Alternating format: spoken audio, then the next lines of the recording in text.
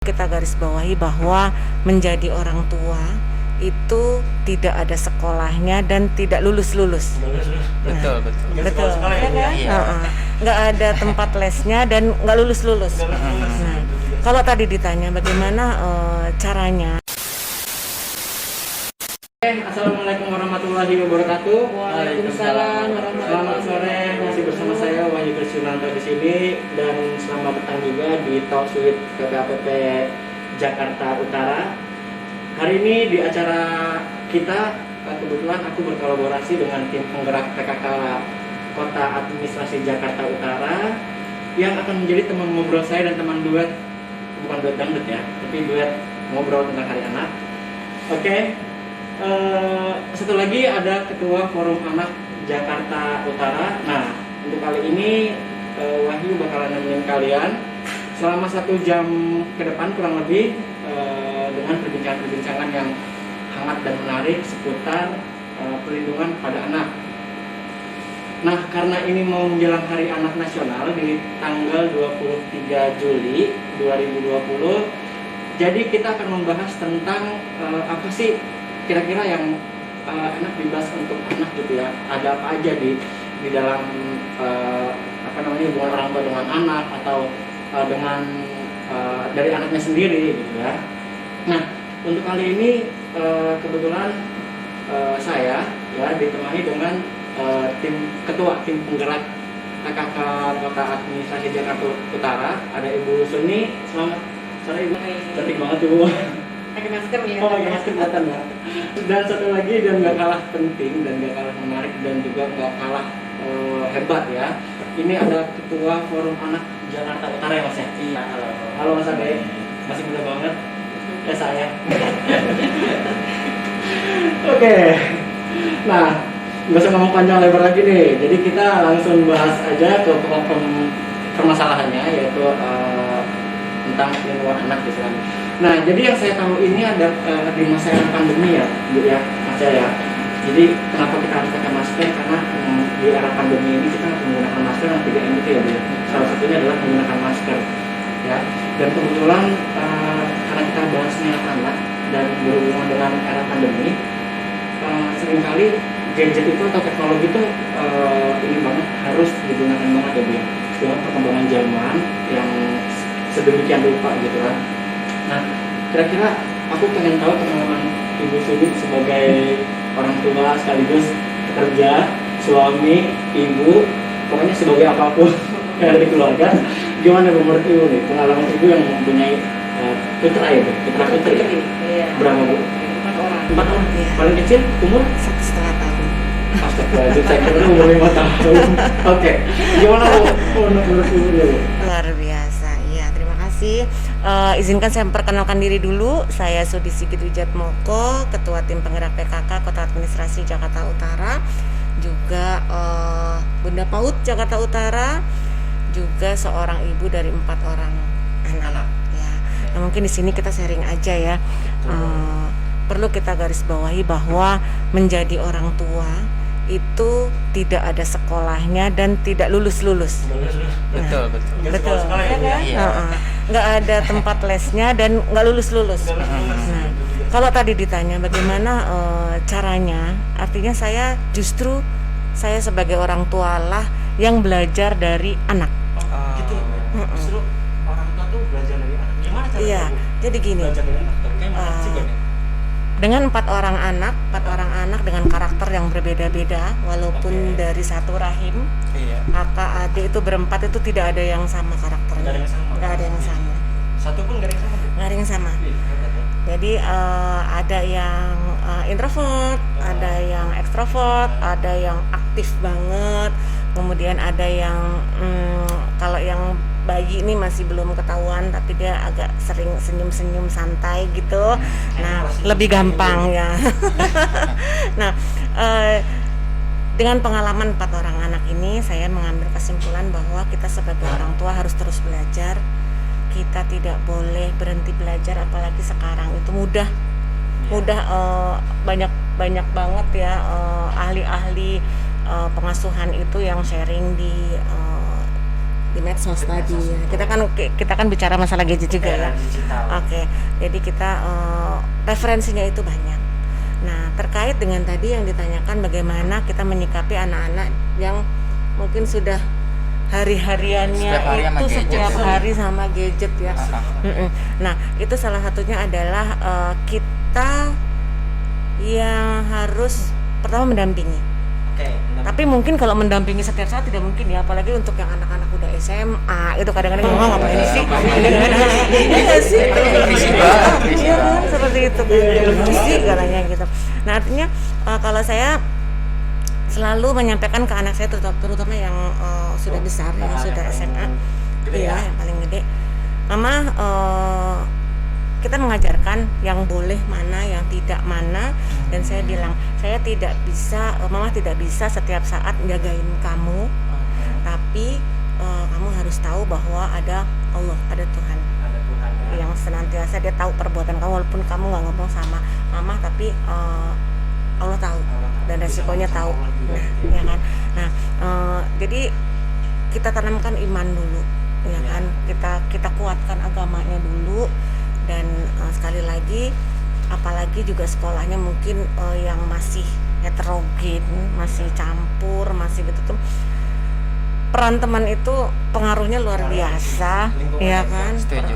Ya kan, peran teman itu pengaruhnya ke anak itu luar biasa. Jadi selain juga kita bagaimana kita menguatkan iman dan takwanya, itu saya juga selalu sampaikan bahwa mamah ini selalu ada ketika kamu mau curhat, ketika kamu mau cerita, ya kan.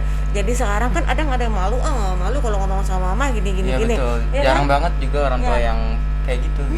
Jadi sekarang gini, oke lah kita nggak ketemu langsung, mungkin mamanya belum pulang, tapi kita WA-an tuh intens, bahkan bertukar emot lucu-lucu gitu kan. Sekarang kan zaman banget ya stiker lucu. Nah, kayak gitu tuh kadang-kadang lebih mendekatkan. Nah, saya ikuti cara mereka, kekiniannya mereka gitu. Jadi kita jangan jadi ih mama siapaan sih gitu kan, kadang ada ya ih mama garing atau apalah gitu kan. Nah, makanya kita harus ngikutin gitu. Jadi kita nggak bisa dengan era kita masuk ke era mereka, itu nggak akan ketemu. Ya, harus beradaptasi ya, Bu ya. Iya. Jadi Mas Ade gimana? Gimana anak, coba? Seorang pandangan dari seorang anak ya Bu ya. Jadi kalau misalnya orang tua Mas Ade tuh ngintilin Mas Ade tuh gimana gitu ya? Aku pengennya orang tuanya gimana sih gitu ya. Oh, oke. Kan gimana gitu? Kalau orang tua aku pribadi itu sih nggak terlalu yang posesif banget gitu kan. Maksudnya yang kemana-mana tuh nggak harus setiap saat izin dan lain-lain itu. Jadi dengan diberikannya kebebasan tersebut, tapi orang tua saya pun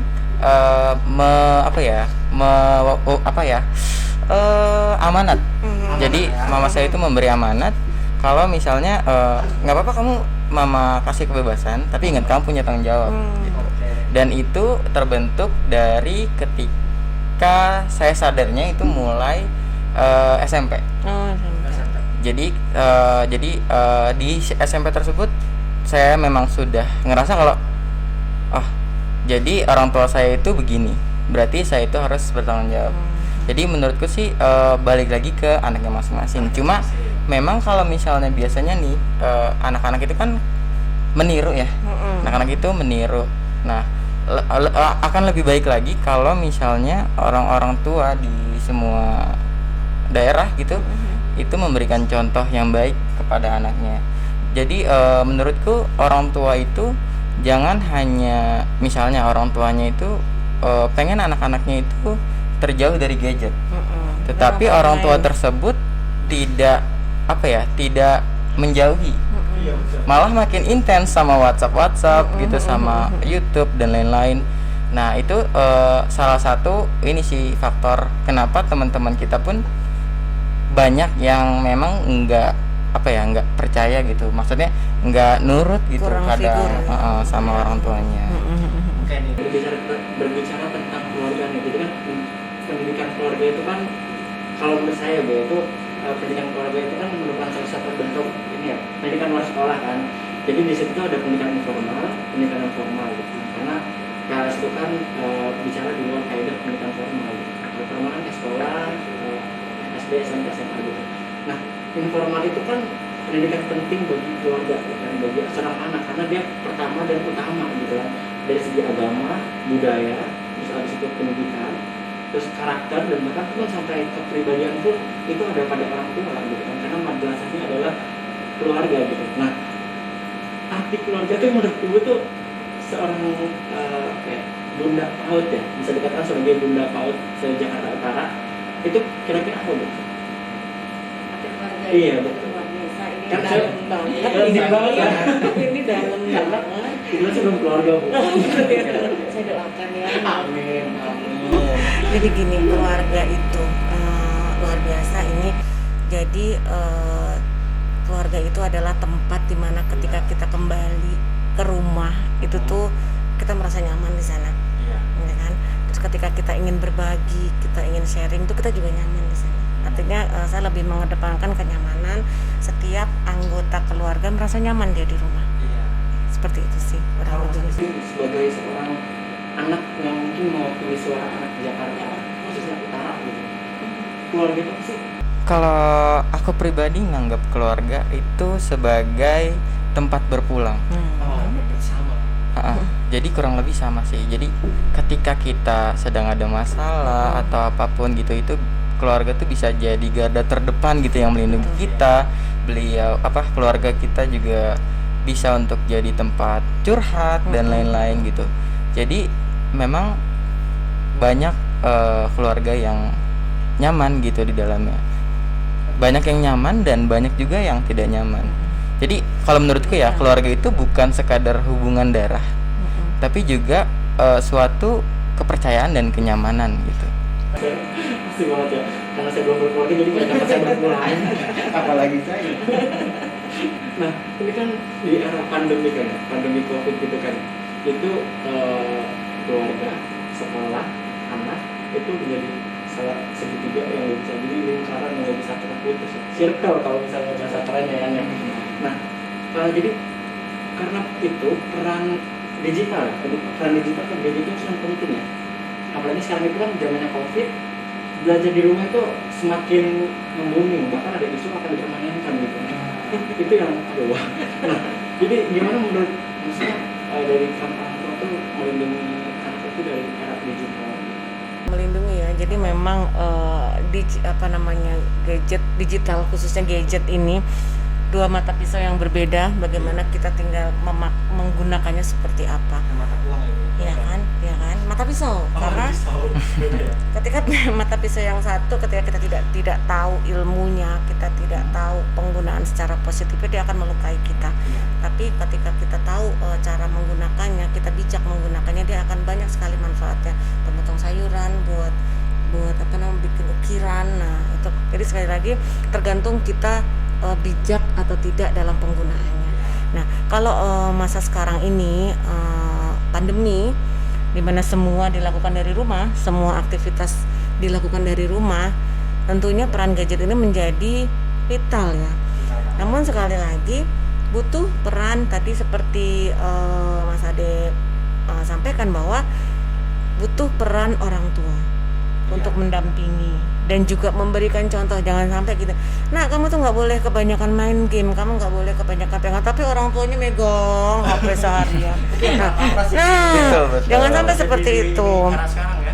Betul. Jadi contoh pertama, orang tua sebagai figur. Yang kedua, orang tua itu mendampingi dalam arti dia memonitor, jangan dilepas. Kemudian juga orang tua itu tentunya kalau saat sekarang memfasilitasi, ya kan, memfasilitasi, dan juga jangan gaptek juga kalau bisa ya. Betul, betul. Jadi jangan kalah sama anaknya Betul. nih. Jadi orang tua belajar juga, ya kan. Generasi apa ya? X ya? Iya. Ini gimana ngumpetin kok chatnya nggak kelihatan ya? Kita harus, saya juga gitu-gitu saya cari seperti Iya. itu. Nah, dan perlu keterbukaan di dalam keluarga. Terus juga pandemi ini juga mengajarkan kita untuk bagaimana kita menjaga kesehatan, menjaga kebersihan, dan tentunya nah PHBS, pola hidup bersih dan sehat. Hidup bersih dan sehat. Nah, tadi selain kita orang tua bagaimana menjaga anak-anak kita untuk bijak dalam menggunakan gadget, tentunya kita juga harus melibatkan peran guru di sekolah. Betul tidak?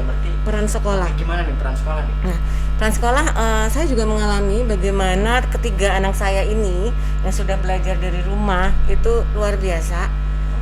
Jadi kelasnya udah kamar masing-masing, di setting seperti itu. Kemudian saya melihat bahwa guru itu saya bandingkan dengan kalau saya pengen anak saya, nah kamu bisa nggak begini. Ketika orang tua yang ngasih tahu mungkin 10 kali baru dia jalan misalnya. Betul. Tapi kalau guru ngasih tahu sekali langsung jalan. Bener nggak? Setuju.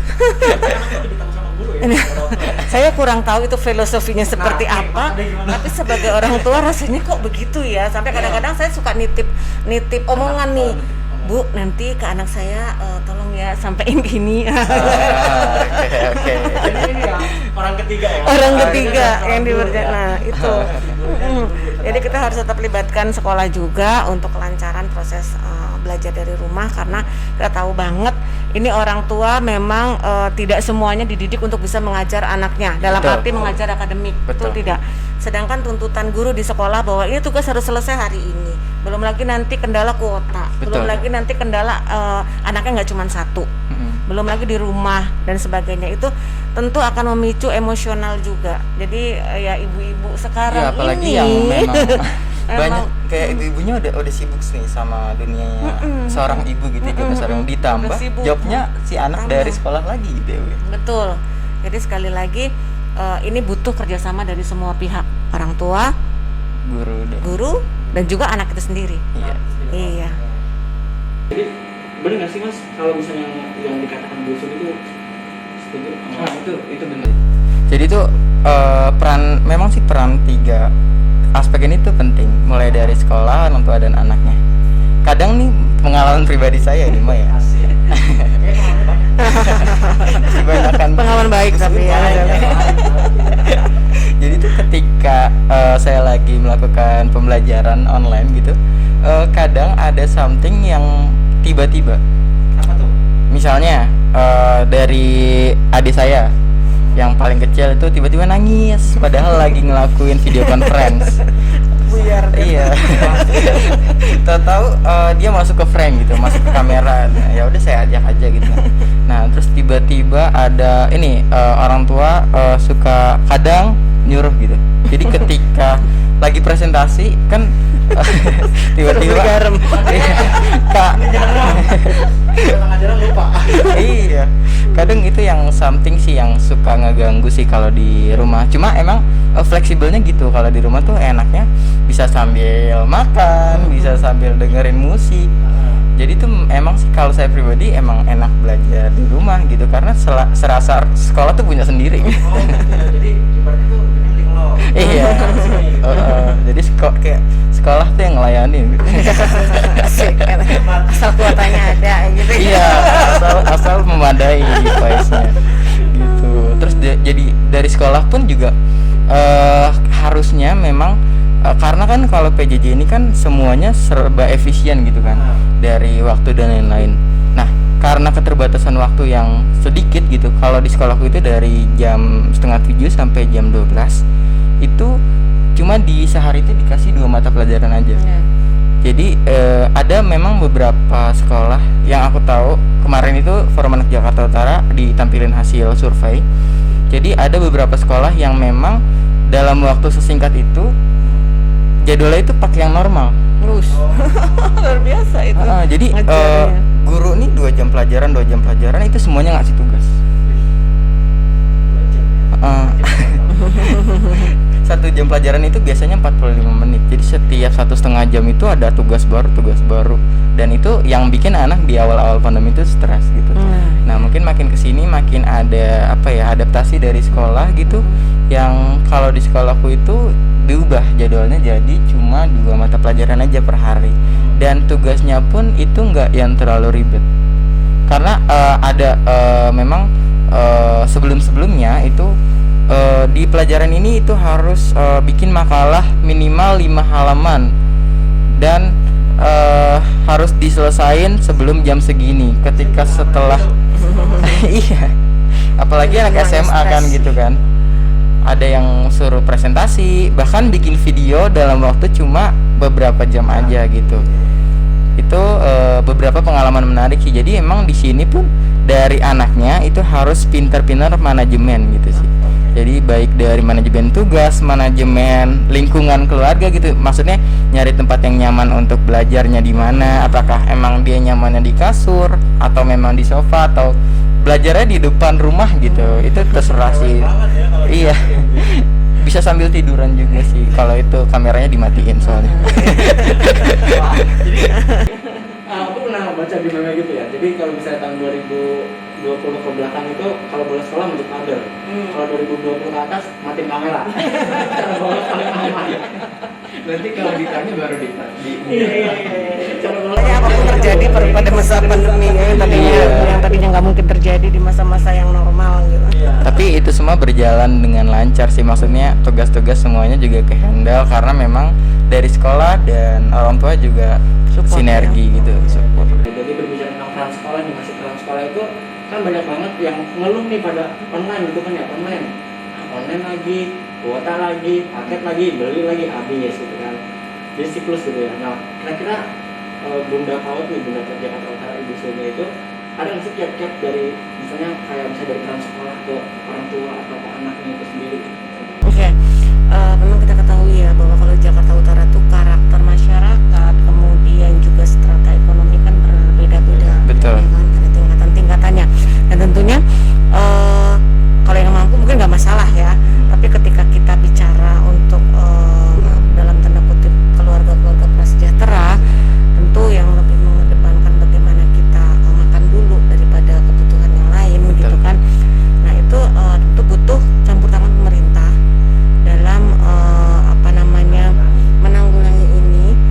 Salah satu contohnya kalau saya boleh memberikan saran adalah ketika memang anak-anak yang dari segi ekonomi itu tidak memungkinkan, itu bisa dari sekolah untuk membuat semacam LK atau apa yang tugasnya itu di print lah istilahnya, bukan tidak melalui online, diserahkan nanti mungkin seminggu sekali, terus dia store, nanti kan termewarnai entah ini terjadi ke anak saya yang di rumah. Jadi kalau untuk yang TK yang 6 tahun itu kan memang kayaknya anak segitu diajak belajar online udah lari-larian kemana kan. Betul. Iya. Udah gitu lari kemana, ini videonya nyala tapi dia lari kemana entah kemana. Jadi ada strategi khusus bahwa setiap minggu dari pihak sekolah menyediakan baik itu yang buat prakaryanya atau apa dan sebagainya, tapi dikerjakan di rumah, dan itu pun fleksibel, mamahnya bisa nemenin kapan saja, bisa dikerjakan malam mungkin gitu. Jadi lebih fleksibel. Nah, mudah-mudahan juga sekolah-sekolah bisa memfasilitasi hal seperti itu. Kan mungkin kalau untuk yang kelas yang lebih tinggi misalkan SMA bisa kita kan tetap harus jaga jarak ya, tapi bisa jadi satu ID bisa untuk beberapa orang, dan mungkin dimaklumi karena setahu saya juga di sekolah yang SMA negeri tempat anak saya itu juga di grup orang tua disampaikan bahwa ketika ada yang kesulitan untuk masalah pelajaran jarak jauh ini diminta untuk menghubungi sekolah. Berarti kan artinya sekolah sudah punya fasilitasi ya, sudah Betul. punya apa yang untuk menghandle ini.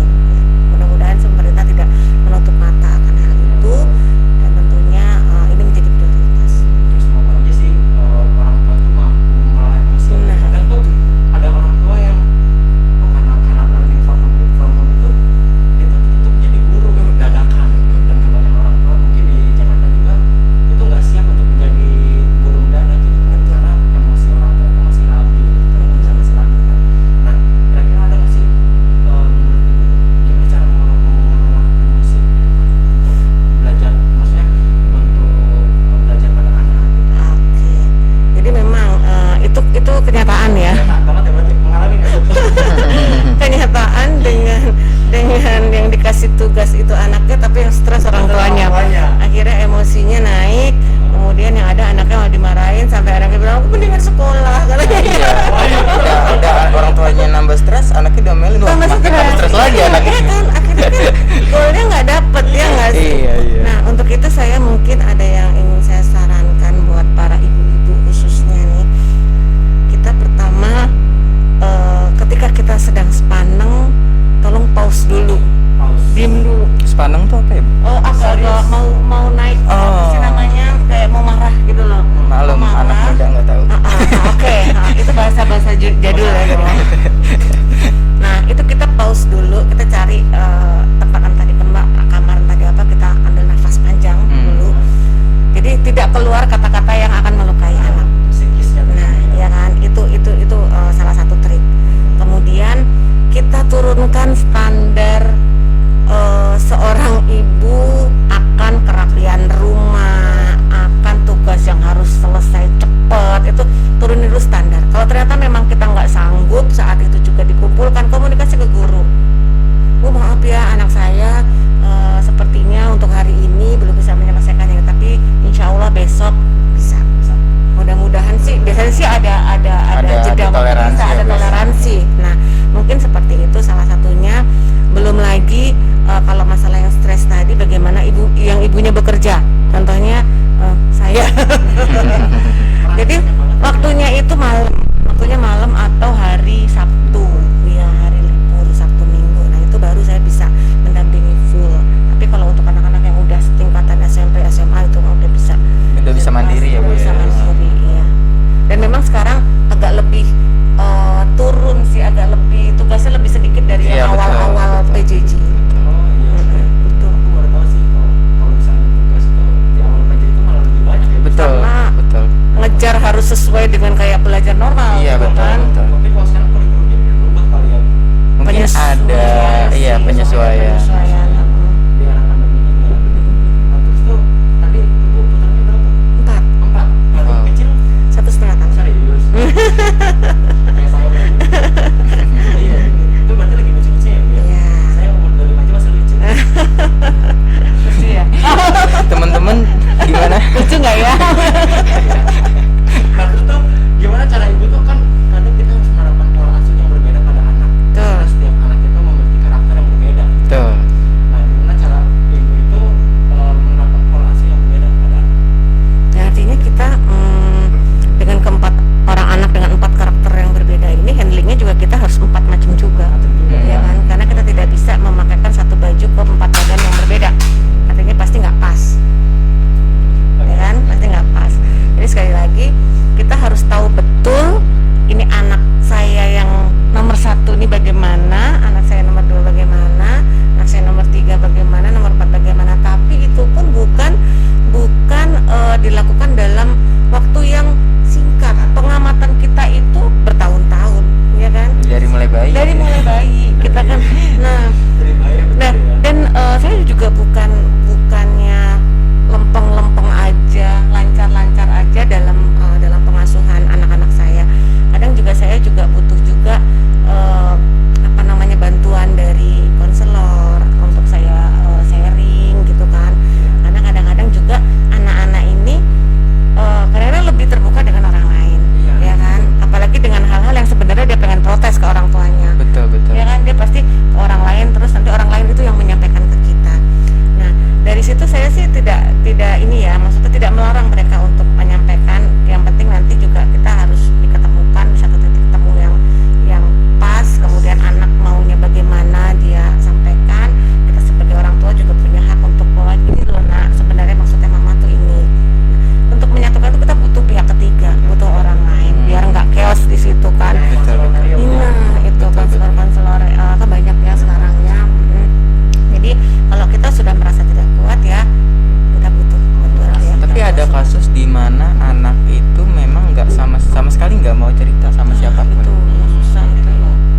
Pintar banget ya. Iya, jadi mungkin karena memang anaknya itu merasa kalau misalnya dia cerita dia tidak dihargai, baik itu sama temennya sekalipun gitu, makanya dia nge-keep itu. Jadi itu yang mungkin banyak teman-teman yang sekarang rasain gitu.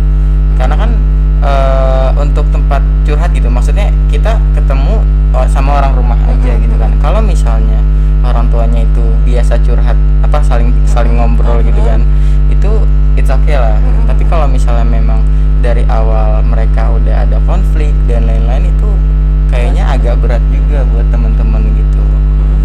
Makanya di sini memang betul kata Bu Suni tadi, peran orang ketiga itu penting. Iya itu tadi. Terus tuh gimana sih muncul ini ada yang mau sampaikan untuk bunda-bunda gimana sih cara gaul sehat dan nyaman tetap belajar di rumah gitu. Nah, tapi beda ya gaulnya yang kaum maksudnya X, Y, Z. Nah, gimana nih? Gimana ya biar tetap sehat, gaul. Nyaman belajar di rumah. Sebagai orang tua juga. Mungkin kalau seminggu 2 minggu bisa ya. Ternyata begitu kita udah hampir 4 bulan, tapi lama-lama juga jadi kebiasaan. Iya, Ya terbiasa. kan? Jadi intinya kita di rumah ya karena emang paling PW itu kan kalau kita pegang gadget ya. Tapi untuk anak-anak ini bagaimana kita coba ajak lirik kegiatan-kegiatan lain lah yang lebih fisik lah. Misalnya olahraga di rumah. Bahkan saya tuh sama anak saya yang TK itu suka main bola itu di ruang tamu. Jadi saya pinggir-pinggirin semua. Yang penting anak-anak bisa rangkak, bisa apa gitu di situ. Nah, jadi saya lebih ajak ayo gerak. Tapi kita juga jangan pegang HP. Jadi kita bener-bener fisik kita, fokus kita tuh ada di situ, ya kan? Di Sambi kan nggak enak kan? Misalkan kita ajak main tapi ini jalan dan nggak enak juga ya nggak sih? Iya dong. Jadi memang walaupun anak-anak jangan salah, anak-anak itu butuh kehadiran full dari kita juga, Betul. gitu, ya kan? Walaupun itu nggak sesering, nggak seintens ya, nggak Iya. seintens ya. Ya buat apa seharian penuh di sampingnya tapi juga sama-sama ya sini megang HP terus apa? Iya kan? Ngobrol tapi ini jangan-jangan WA-an ngobrolnya ya. setelah WA ya. Udah yang jauh Mah aus kan. dari generasi X nih. Sekarang kita Iya, gimana nih? Z nih. Oke. Jadi menurut generasi Z, menurut generasi Z nih, cara nyaman, aman, Nyaman ya. gaul gitu kan, belajar di rumah gitu. Kalau Generasi Z, gimana ya? Kalau nyaman itu sih kalau menurutku ya. Kalau definisi nyaman menurutku adalah hal situasi di mana aku tuh ngerasa nggak terganggu oleh apapun saat ingin melakukan sesuatu yang saya suka. oke. Jadi tuh kalau misalnya nyaman bisa jadi kalau misalnya kita kayak tadi yang tadi di awal dibilang kayak lagi PJJ terus sambil itu, nah itu bisa di reduce gitu stresnya. Habis PJJ kita main game atau nyetel musik, mungkin teleponan sama Dance teman ya. gitu kan. Iya. Terus juga bisa ngobrol bareng teman, video call sama teman-teman yang lain gitu kan. Itu biasa sih yang dilakuin kalau habis PJJ gitu kan. Kadang habis PJJ nih udah capek gitu, terus tidur terus bangun-bangun udah ada masakan. Indah banget ya. itu nyaman banget sih. Nah kalau Menurut gaul ya, gaul. itu kalau nyaman. Kalau misalnya gaul sih ya nggak gimana sih ya. Maksudnya kayak kita biasa aja gitu kayak belajar gaul tuh kalau menurutku itu kan kita sekarang online semua ya. Jadi kita tuh bisa pakai segala platform yang disediain sama apapun yang ada di Indonesia gitu. Dari Google Classroom dan lain-lain lah pokoknya gitu. Nah, itu bisa jadi salah satu metode belajar yang menarik sih. Dari video dan lain-lain. Itu pokoknya ketika saya bisa mengakses, kan kalau di pandemi kayak gini kan itu banyak banget ya webinar gitu yang topiknya tuh sebenarnya nggak pernah dirasain di sekolah. Jadi di sekolah tuh kan kalau misalnya ikut seminar itu cuma dipilih beberapa anak aja kan, karena memang kuota dari sekolah tersebut terbatas. Nah kalau sekarang nih kita bebas akses apapun yang kita mau untuk upgrade diri gitu. Jadi ya kayak gitu. Positifnya ya kan. Boleh main game tapi jangan sering-sering. Setuju. Nggak boleh, nggak boleh sering-sering ya. Aku tuh tipe orang yang jarang banget main game. Oke, jangan main game. Jadi jadi ya? setelah serius. Jadi setelah PJJ itu untuk main game itu jarang. Lebih sering itu nonton YouTube. Nontonnya apa? Nonton ya Korea. itulah saya. video-video. Terus ini cuma drakor juga ternyata ya. Insaf tapi nggak ada waktu juga. Oke. Jadi kayak influencer youtuber gitu yang ya trending gitu yang lagi ini ya banyak sih. Oke, terakhir nih, saya pengen dengar pesan buat mungkin di sini dulu buat bunda-bunda yang ada di Jakarta, khususnya di Jakarta Utara gitu kan. Ada nggak Bu yang mau dipesankan dari Oke, untuk bunda-bunda di Jakarta Utara yang tentunya masih punya anak-anak yang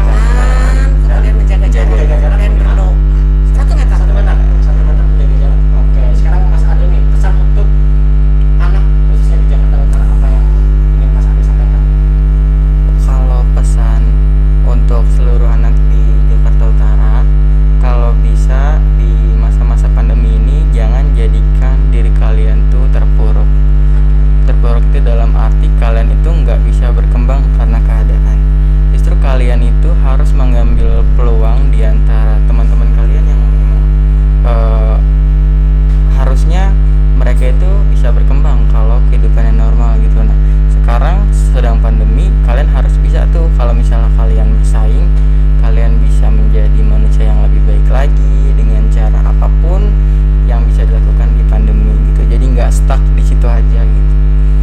Lalu teman-teman juga jangan stres terkait dengan pembelajaran, dibawa santai aja, dibikin nyaman aja, iya dinikmati. Kalau misalnya ada yang dirasa mengganggu atau apapun, lebih baik dikonsultasikan ke guru tersebut. Jadi kayak misalnya kalau lagi jam pelajaran tiba-tiba pengen buang air kecil gitu. Nah itu kan kadang kalau misalnya tiba-tiba matiin marah video, gurunya. gurunya marah gitu. Makanya mungkin bisa diantisipasi gitu, apapun terkait tugas, terkait apapun. Dan yang paling penting, jadikan momen pandemi ini tuh sebagai sarana kita lebih dekat kepada keluarga dan Tuhan. Nah, betul. Nah sobat, gak terasa kita sudah kurang lebih 50 menit berbincang-bincang dalam perbincangan hangat, yaitu tentang kolaborasi orang tua dan anak dalam ini hak-hak anak. Maka dari itu sebelum kami tutup, Wahyu akan mengucapkan mohon maaf apabila dalam tutur kata atau pengucapan kalimat kurang berkenan di hati para pemirsa. Sebelum pamit, jangan lupa tetap mencintai anak, menggunakan 3M, menggunakan masker, mencuci tangan, dan menjaga jarak. Wahyu mohon pamit, anak berbunyi Indonesia Maju, Sunim Anak Jakarta Utara, 23 Juli 2020. Assalamualaikum warahmatullahi wabarakatuh.